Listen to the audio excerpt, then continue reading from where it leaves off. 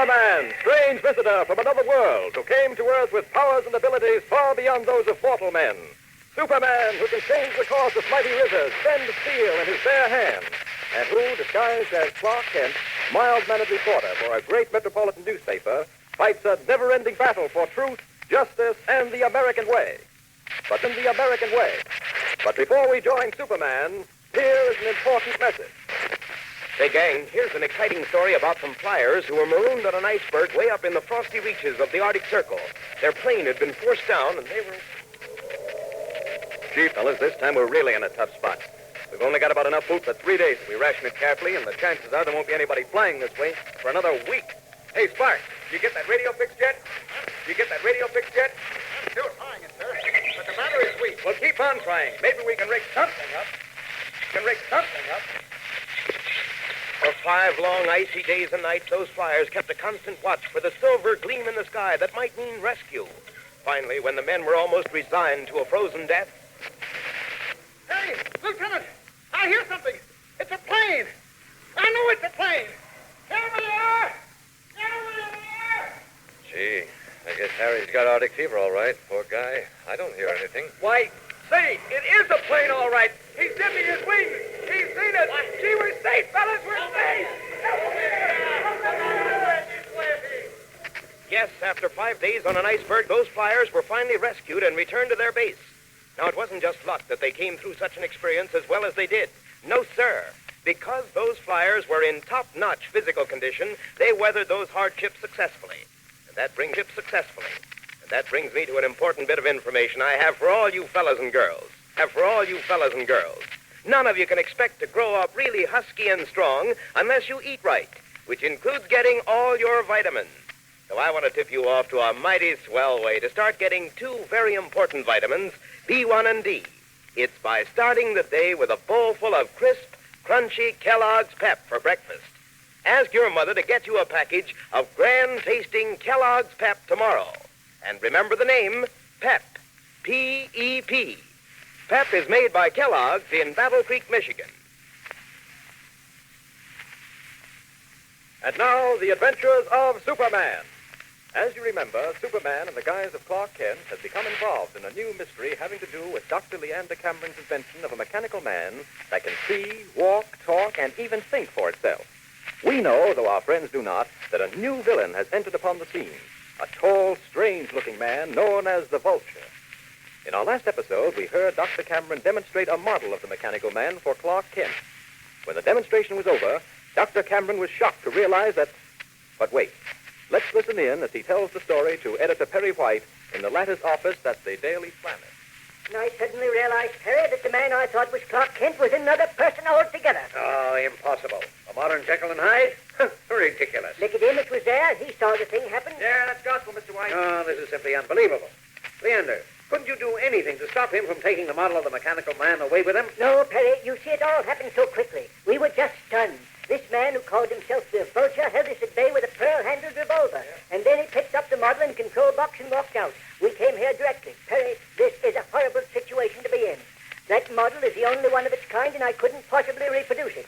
There are in it certain delicate parts that could only be procured in Germany before the war. Now, wait a minute, Leander. If these delicate parts can only be procured in Germany, how do you expect to make the life-size mechanical man? It would have been a simple matter to copy the parts from the model, but without the model, I'm helpless. You see? Yes, of course. Oh, Chief.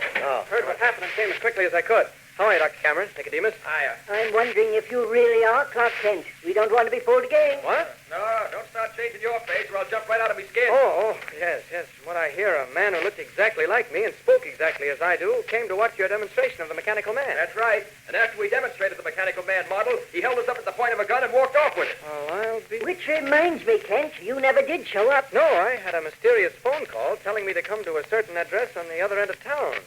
Whoever it was promised me a big scoop, and when I got there, I found there was no such place. Hey, I'm beginning to see what this is all about. That voice on the phone must have been the Vulture.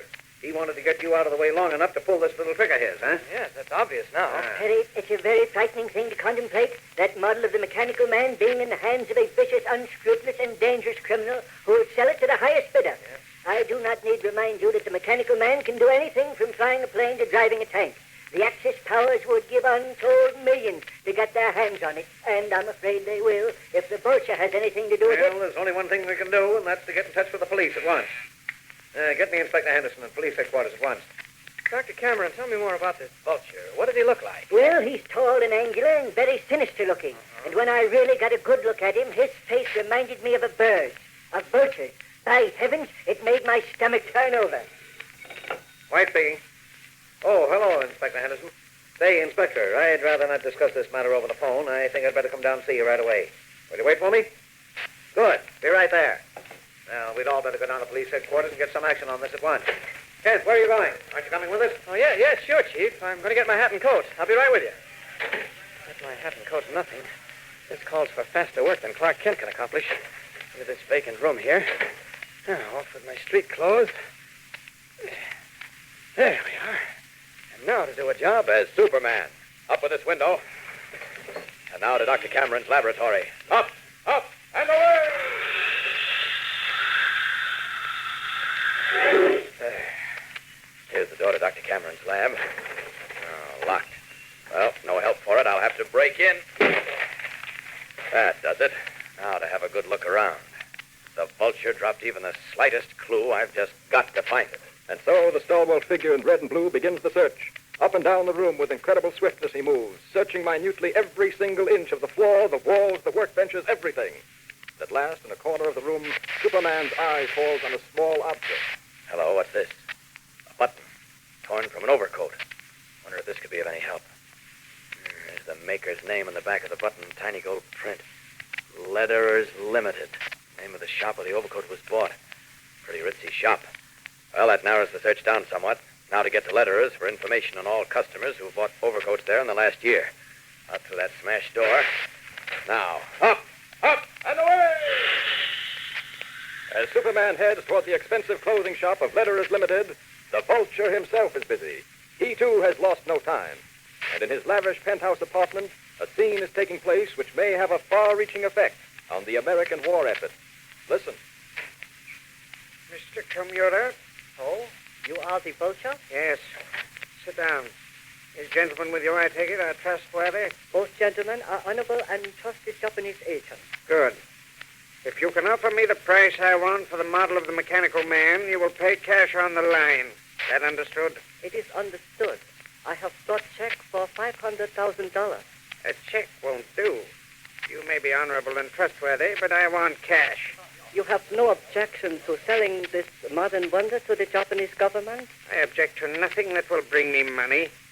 I have no feeling of patriotism. We have not even seen this mechanical man you speak of. It is here on this table.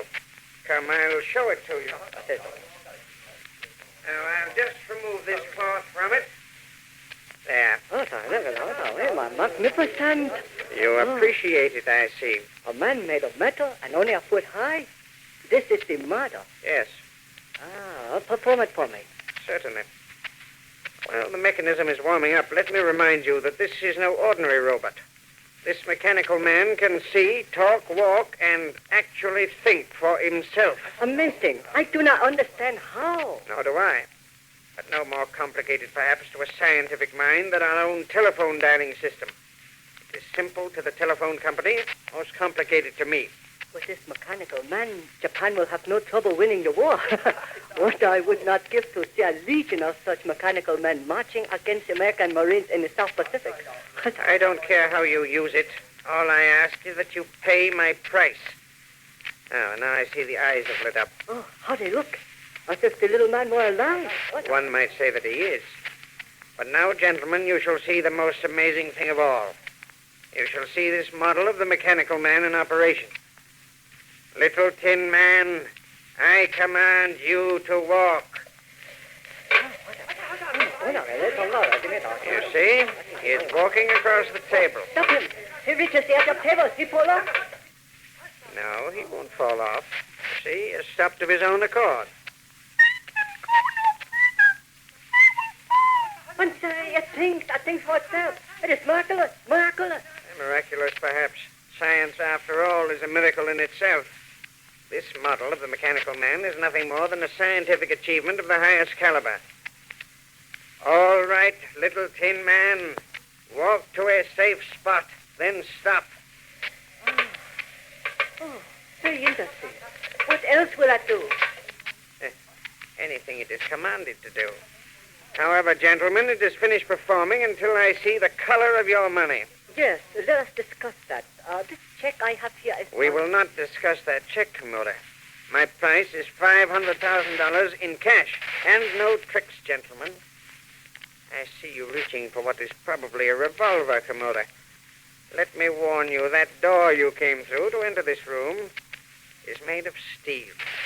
The door and the windows of this room are electrically wired on a high-tension circuit. It will do you no good to kill me and try to make off with the model, since you cannot leave this sealed room without my say-so. No honor among thieves, as saying goes. You wrong me. Komura has no intention of doing harm. Komura merely wishes to secure mechanical man. Your price of $500,000 in cash. So? That's right. It is a great deal of money, but I believe I can secure this money within the hour. You will wait? You will not sell model to another bidder? No. That I promise you. Then Komura return within the hour. It is now 5 o'clock. I will be here again at 6 or before, at which time the mechanical man will become the property of the Imperial Japanese government. If Komura can secure the cash and take possession of Dr. Cameron's Mechanical Man model within the hour, it'll mean much trouble for the United Nations fighting forces. In just a moment, we'll return to the adventures of Superman. But right now, here is another important message for you. Say, gang, I'll bet you're as interested in good things to eat as I am, aren't you? So let me tell you about a neat discovery I made at breakfast time the other day. Instead of using plain white sugar on my bowl of Kellogg's Pep, I tried sprinkling it with brown sugar. And man alive, what a difference that made. There's something about the combination of those crisp, golden, sweet-as-a-nut flakes with the tempting flavor of moist brown sugar, all topped off with plenty of good whole milk, that makes a really A1 breakfast treat. And what's more, gang, Pep is mighty good for you, as well as doggone good eating. So if you somehow missed out on this grand breakfast cereal, my advice to you is don't put it off any longer. Ask your mother right now to put down Kellogg's Pep on her shopping list for tomorrow. And remember now... Pep, Pep, get in step. Make your cereal Kellogg's Pep. And now back to Superman. While the Vulture is making a deal with a representative of the Japanese government, Superman is desperately trying to locate the man who masqueraded as Clark Kent. With only an hour in which to locate the Vulture, will Superman be in time to prevent the model of the Mechanical Man from getting into the hands of the Japanese? Well, don't miss tomorrow's thrilling episode. And be with us every day, Monday through Friday, same time, same station, for the exciting adventures of Superman. Faster than a speeding bullet. More powerful than a locomotive. Able to reach tall buildings in a single bound. Look, up in the sky. It's a bird. It's a plane. It's Superman.